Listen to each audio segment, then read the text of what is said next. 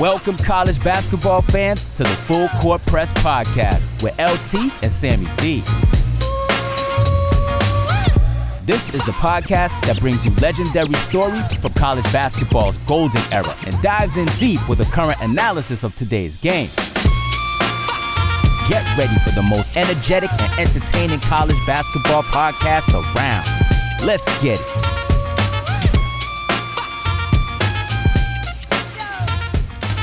Hello and welcome to another Full Court Press, a college basketball coaches show powered by the Full Court Network. Luke Taylor in the saddle. Sam will hopefully be back next week or next show. Don't forget to follow us on our social media handles, whether it's Instagram, aka X, that's Twitter. Sorry, X, Facebook, wherever else you get it. And don't forget to subscribe, rate, and review wherever you get your podcast and shows, and also on our YouTube channel. So we got a repeat guest. It's always kind of comical why people agree to come back. Because, sometimes we're difficult, sometimes we're hard, sometimes we're goofy. But anyway, one of our favorite programs last year was, Sam, as you know, got me on the Mountain West. This gentleman led one of our favorite teams, the Mountain West. Now he's in my state of Ohio. We got Richard Pitino, head coach of Xavier University. Welcome, Coach. Good morning. Thanks for having me. Yeah, thanks for coming back. Jeez, this is great. So how's it going? I mean, I don't think people understand all the logistics and everything that goes in moving. I mean, you literally move cross country. Let's be honest. New Mexico to Ohio. How's the summer been going? Yeah,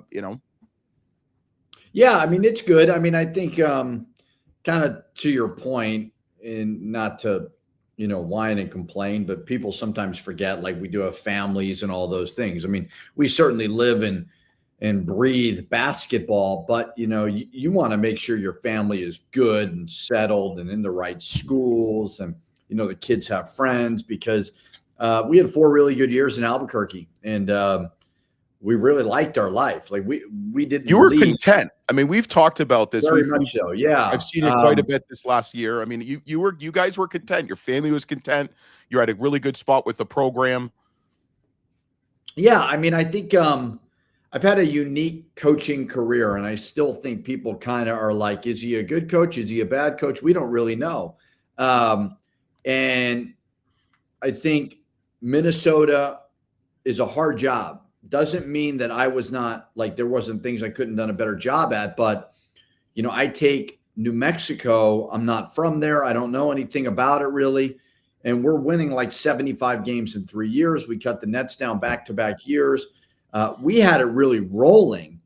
And so, and we like living there. But just, Xavier was an opportunity that I really just felt like was right for me. And it gets me back east, closer to my family and my wife's family, which is also really nice.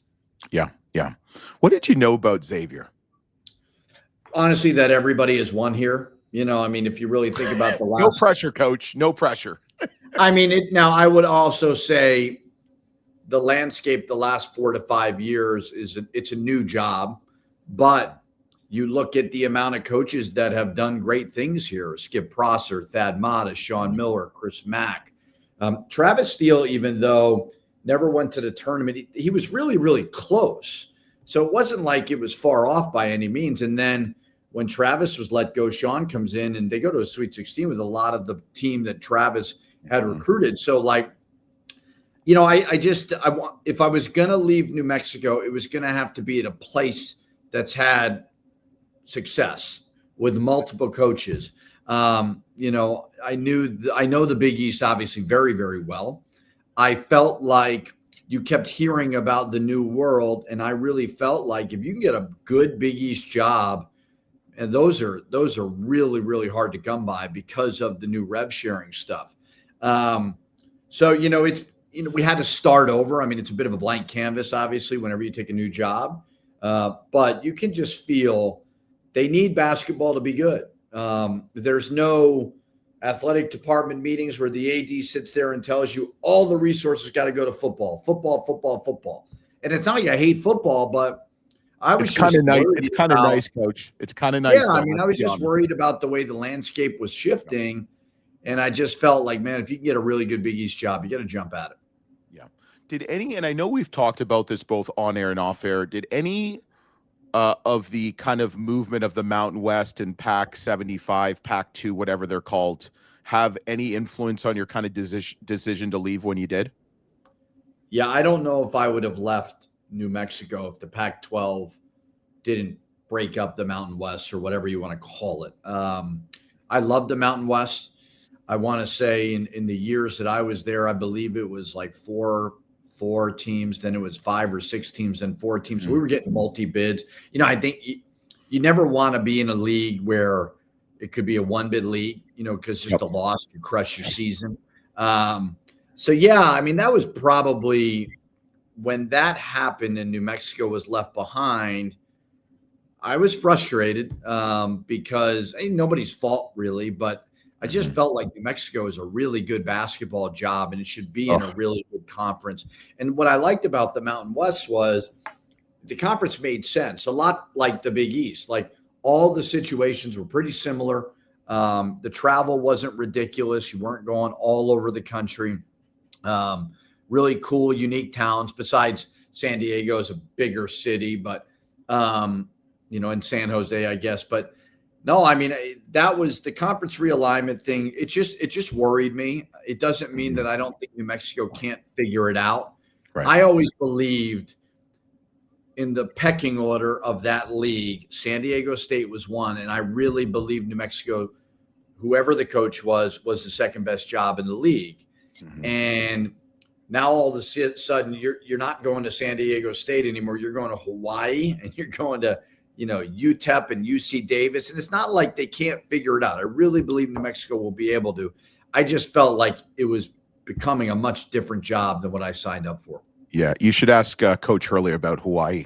Bad joke. And I love Coach Hurley, but yeah, I mean, but that case in point, like he was frustrated with the travel, and everybody I've talked to off air, because, we talk a lot off air, is, these MTE games and tournaments are so crucial because the wrong tournament you sign up for could affect your whole season or part of your season. So, scheduling. It's not a knock on Hawaii. It's not a knock on any of those programs. The fear is honestly, you could lose to those programs because there's really good coaches and good players. But the problem is if you're not part of a strong conference, those losses can crush you. I think my second year at New Mexico, we were like ranked on the bubble and we lost to, I think it was Air Force, and just crushes your net. So, that was really a big factor in it. And I do believe though that regardless of the conference, New Mexico will always be a great job in whatever conference it's in. Yep. So I saw it firsthand. We hear about the pit. We hear about the fans. We were at the Mountain West, as you know, Sam and I were at the Mountain West. And there was another game coming in, and you guys came in the stands, you and the team, and there was like this electric buzz. And then we got to meet some of the fans, the Lobo Nation, and it was like awesome. How can you replicate that, what New Mexico has for basketball? Do you see some of it at the Cintas Center and Xavier already?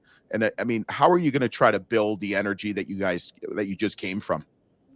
Yeah, I mean, that was something I was really proud of, because the fan base was dying a little bit in New Mexico. And I thought that the way that we played, my connection with the community, and then obviously ultimately winning games brought them back. Xavier's it's a different type of job than New Mexico. New Mexico is this sparse, big state without a huge population, but there's no other sports. So the Lobos are kind of the pro team there, where when you come to Xavier, it almost feels a little bit more like Minnesota in the sense of we've got the Bengals, we've got the Reds, we've got FC Cincinnati, you've got the UC contingent, you've got the Xavier people. But it is this strong niche of Xavier fans that went to school here. They live here, they work professionally here, and they love the program. We sold out every game last year. So the Cintas Center is a little bit different. It's not as big as the pit. So you've got, I don't want to say it's easy. It's never easy to fill up an arena, but it's easier than filling up the pit. And, we do have a fan base that's built in. And I think that really, with the success that Xavier has had, but with an on-campus arena, The enthusiasm is really, really high for this program. And it feels a little bit different. Like I feel this obligation as the basketball coach to win, to help Xavier. I really believe it does do that. Yeah, I believe that's in your contract too. No offense, in the very fine print. But what I like about Xavier is, and I've got quite a few friends that are alumni of Xavier, Jeannie Very and the Roots. The whole Root family went there. I just ran into Jason Kokrat at a kids soccer game, who was a live tour golfer, and Xavier. So I mean, there's a lot of history and passion. I would think it's going to be a lot easier to non-conference schedule too, because of the time zones. I mean, even in the Big East, you're going an hour difference to the Central Standard Time with Creighton, DePaul, Marquette, what have you. How difficult was it to set a non-conference schedule year one with not knowing who's going to be on your roster? Yeah, I mean, I think that's certainly the debate, is to put yourself in a position to get an at-large bid. I believe the program, or the schedule, will grow kind of as the program grows. And, obviously in year one, when you don't inherit a point off of last year's team, you're really starting over. We always have the UC game built in, which is an amazing rivalry. Yep. December 5th. They had signed up for a home and home with Iowa. Great. That's a quality game. And then we have our MTE, but we're starting the schedule, and then we put together people who may not appreciate it, but like Santa Clara, Old Dominion. Herb Stanek, man. We love Santa Clara, the Broncos, baby. Yeah. So those are all tough games as well. So, I think as we build this program, we'll get even more aggressive every single year. I think you looked at my last year in New Mexico. We played UCLA, we played USC, we played Arizona State, we played at St. John's. We started a home and home with VCU. So, that's what we want to evolve into. I really believe it doesn't hurt you to schedule tough. And I really believe Xavier deserves that. Yeah. You only got one exhibition game. Well, why Murray State and why one? Because you're seeing a lot. I mean, you're seeing, especially in social media. And I'll be honest, I watched 2 minutes of an exhibition game last year because I was so excited, and then I realized I'm watching a freaking exhibition game, and I turned it off. So we're doing a closed scrimmage as well. Ooh. So I think, again, as I move forward and I have a little more stability within the program, I'd look at 2 exhibitions and do one on the road and one at home, because I think it's good. It's good to play at home and experience playing in front of fans. It's also good to play on the road and experience just kind of all that goes into that. Yeah. I thought in year one, maybe to be good to kind of have a closed scrimmage too, to get all the kinks out a little bit. I do think moving forward, I'd like to play a true road game. But the Murray State thing just came about because of my connection with a member of their staff, and he reached out to me and asked me, and I said, sure, let's do it. Yeah. Coach Miller is going to do off the Greg McDermott coaching tree is going to do great. Let me ask you this. Was there any discussions or hesitations with your father? I know I like to talk about you. I don't like to, and no disrespect to your family. But was there any discussions before taking this job or hesitations because of your father playing in the same conference and having to deal with them twice a year? I only deal with it, honestly, with the media and fans. And that's not a knock on media or fans. But when you really think about it, that's like 5% of my life. So the other 95% of what I'm doing has nothing to do with him, right? Even if you're playing 31 games, like you're only playing him twice. So I will say, I think the thing that people have to realize is I am 43 years old. I'm married with 3 kids. This is my 4th year being head coach. So I don't really, not that I don't love my father, but I don't really listen to him that much anymore. Not that I wouldn't listen to him, but like I think I'm at the stage of my life where I can make my own decisions. Now, with that being said, every option that popped up last couple of years at New Mexico, he adamantly told me, do not leave New Mexico, because he saw his son was happy. He saw a community that really loved his son. And that's after 8 years of up and down in Minnesota. Not that Minnesota like treated me like crap by any means, but that's a tough situation. I mean, let's be honest. Yeah. And we weren't consistent enough. Like, I mean, when we were winning, they were great to me. I mean, we went to 2 NCAA tournaments. I won a game. I won the NIT. So they were great. It's just we didn't have the consistency. So, but when Xavier did pop up as an option, since he had played here, and experienced the Cintas Center and knew that I liked the Midwest for raising the family perspective. I really like kind of the values and the community of that. He felt like it was a really good fit, and I do agree with him on it. Yeah. Did you send your mom some Xavier clothing so she can wear it when you guys play twice a year? Oh, yeah. No doubt. She always says that she's always going to root for me because I'm her blood and my dad is not her blood. So now let me tell you something. I witnessed your blood firsthand in Cleveland. And I will tell you, especially that second game, your dad was there, your brother who actually met. And that's which brother is that? That is. I think that was Ryan was there and Mike, maybe. No, Ryan. I only saw one. Yeah. Okay. And then Coach Steve, right? Coach, Masiello was there. And I will tell you, I was on the second row of the court on the media, and your dad and family and Coach Masiello was right there. So I could see.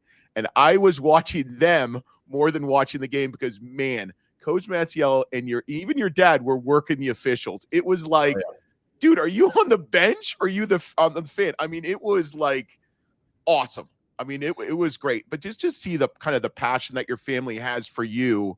And I mean, in that game was just awesome. And I guess I've never asked you this. You're the only one that's a coach, correct? Yeah. What happened? I think at the beginning so I'm in the middle, and I think my oldest brother just knew right away, like, no, this is not, I don't want to be a part of this life. And I think everybody kind of went down the line. And then I was the only one. Like, the thing about my dad, like, my dad is hard on his kids about being good people and working hard and being respectful and, taking advantage of the opportunities that are provided for us. My dad is not hard on any of his kids about what he wants them to do in life. Awesome.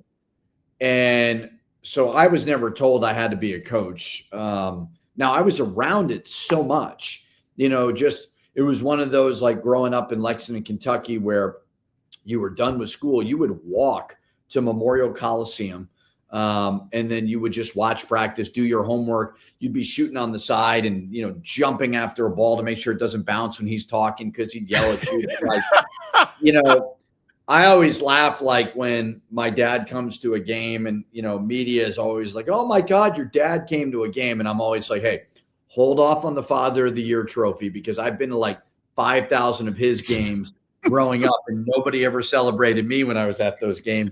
But I mean, I just was so, like, I was around it so much, even with the Celtics. Like, one of the reasons why I went to Providence College was I wanted to go to Celtic games. And, on a weekend, if he's got a Sunday game, like, drive down. And, but I was always not like overstepping my bounds in any ways, but like I would always ingrain myself to the staff and the players, even when I was not a coach. So I just like being a part of a team, and started as a high school coach in St. Andrews, Rhode Island, then worked as a video student assistant for Providence College. And then the ball just got rolling so fast that it was like, all right, I'm in and I love it. Let's keep it going. Yeah. Yeah. And especially his Kentucky staffs. Yeah. I mean, he had some great, and I mean, obviously great mentors for you. I mean, and players. I mean, Billy Donovan, we've talked about him, just got in the Hall of Fame. I mean, and players too. I mean, the list, I mean, we can spend hours talking about all the great players. So let me ask about your team. Okay. You've definitely got a Mountain West feel with some of the players. I love the name All Right. Missouri Valley Freshman of the Year from Valpo. Trey Carroll from FAU.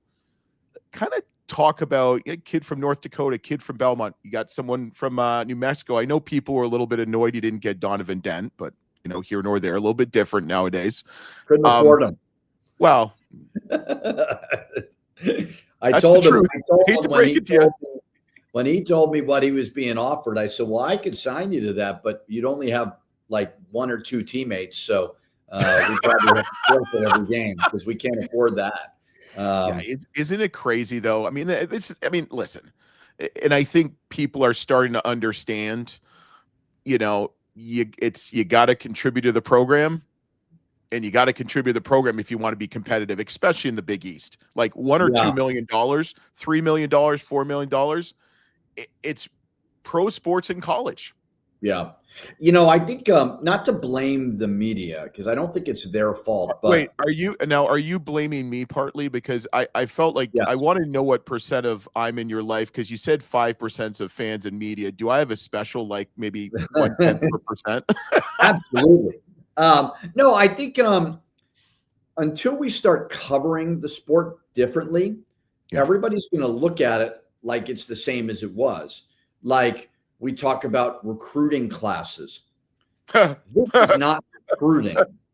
You wouldn't say that the Bucks recruited Miles Turner, right? Like this is free agent acquisitions. This is I, as the head coach and CEO of this program, the decisions that I'm making are really about who I'm going to invest in. So I think when people kind of say, well, how'd you put together this team? Okay, well, the first thing I did was find out what the budget was. I mean, that's the reality of it. And maybe that's a good way of looking at it or not. I don't know. But when I was kind of told, here's the number you got to create a team, because I had one leftover player in Roddy Anderson, who was actually at Boise State. Oh, I know. And then we had a couple of walk-ons, Ian, Henry, and Michael. So those guys, and then I had to create a staff and sign, I believe, 12 new players. Yep. You got to do it within what you have. And I think we did a good job of that. Now, I think for me, my job now is, can we grow that money? Can I educate my AD, our administration, our fundraising people, our boosters with, hey, like we want to finish first. And in order to do that, you have to invest in winning. I think it was Dan Lanning said it. I remember when Mike Gundy I don't think he was criticizing Oregon's payroll, but I think he was trying to educate people on that.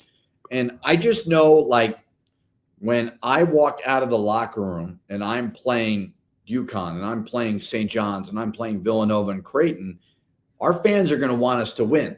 And I think it's really, really important that I educate everybody on that investment and what it does for this program and this university. So kind of a long way to answer, like you got to know what the budget is. You got to know who's out there. I did have in mind with, can we get some younger guys, maybe treat them like young guys who we can retain, because retention is very, very important. And you did a really good job of that for the most part at New Mexico. Yeah. I mean, and again, like, I don't know, coaches get applauded for it, and I've gotten applauded for it because we retained Donovan, True Washington, Mustafa Amzil, Nelly, Junior Joseph. Was that me? Was that I don't know. I think at the end of the day, winning, making them better, and making sure you have a lot of money could certainly help in the retention piece more than anything. Well, your dad stressed on that with Coach Holloway at Seton Hall. I mean, Kadari Richmond. I mean, Seton Hall is going to struggle unless they can provide, and Coach Holloway is a phenomenal coach. I mean, know him personally, does a great job. But a coach can only do so great if he doesn't have money. And I think that's the problem. So kind of talk about your lineup. What should people expect? I mean, I know what your kind of identity is as a coach and just seeing your teams play. What can Xavier fans expect? And what can the Big East expect? Yeah, I mean, I think the thing I've been told, if you look at the history of Xavier, they have, and every coach certainly has differences, but they've really all been the same for the last 25 years because they all came from the same tree of coaches. Starting obviously with Skip Prosser and Pete Gilman, and working this way all the way down. So you had Pack Line, defensively, and like that's not like I'm not knocking that. Like every coach here has won. We're just going to do it differently defensively. Maybe pick up a little bit more aggressively. More of a shot blocking threat from what I've told just from people who come to my practices.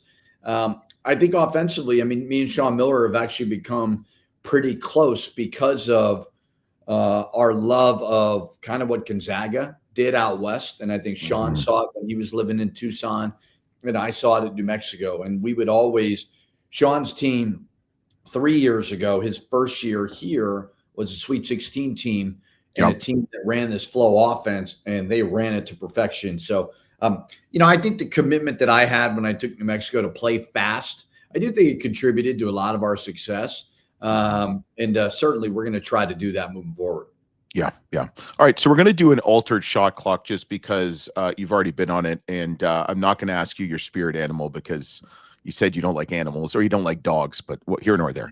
But I like dogs. I just don't want a dog right now at this point in my life. I had a dog.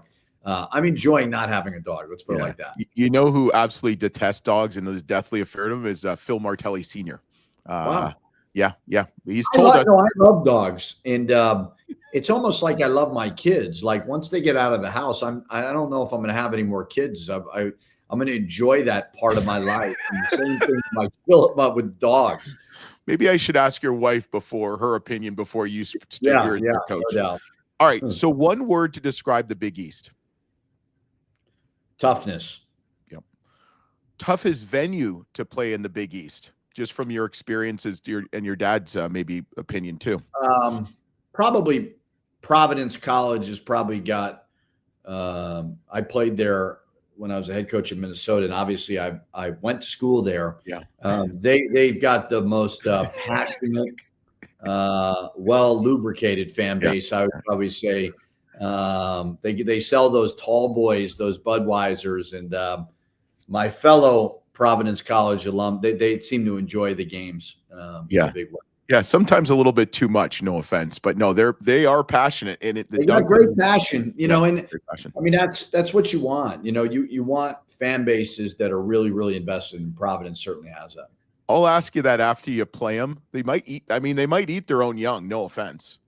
Well, they weren't very nice to me when I coached there at Minnesota. We beat them, but it's all good. When they announce you should say a proud alumni of Providence College. Maybe that might take the edge off a little bit. Yeah.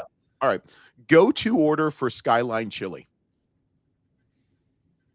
I have gone there probably 3 times since I've been here, and I just had no idea about any of the stuff. So I just told the person at the counter, just pick out whatever you like and give it to me. It's all really, really good. I don't know if I could eat it often because I have to fit in my Lululemon pants here November 3rd. But they love it. It's actually comical because coming from New Mexico, where it was about green and red chili, and now to come here with the Skyline chili, really, really good. I think the local thing that I've hit up way too much is Graders, especially summertime. The ice cream there is amazing. At Lululemon, you can just buy a bigger side, Coach. I know. I'm fighting it. I don't want to do it, but I may have to. Don't do it. Okay. Give me your starting 5 for funniest head coaches in college basketball. Wow. I think I'm definitely in the starting 5, humbly speaking. I think I'm funny, and I think there's a lot of coaches that take themselves way too seriously in this profession. I would not be one of them. Coaches that I gravitate towards on the road, oh man, that make me laugh. I have to look at the leagues. Tim Miles was always very funny to me in the Mountain West. Oh, he's hilarious. Not quite as dry-witted as me, but had that kind of upper Midwest hokiness, funny that I was so used to for 8 years. I actually think Dan Hurley's pretty funny. For people that don't know, in our league, you can talk about a lot of really weird things when you get stuck next to Dan Hurley, but I'm all for that. I find him funny. I'm trying to think in the Big Ten. I think Matt Painter's pretty funny. You could talk you could talk regular things with Painter. There's definitely some other coaches that you run the other way with when you see him. You're like, I don't want to sit next to this guy. But I think you kind of, it boils down to the ones that take themselves way too seriously and the ones that don't. And I certainly am not one of those people. Okay, so we got 4 out of 5, but okay, that's fine. Obviously, your Providence education doesn't teach you much about math. I think like the Big 12, who's funny. I mean, they're all. I'd have to figure it out. You have to let me look at like a top 10 list in college basketball to tell you who's funny and who's not. Yeah, absolutely. So, funniest thing an opposing fan has ever said to you during a game?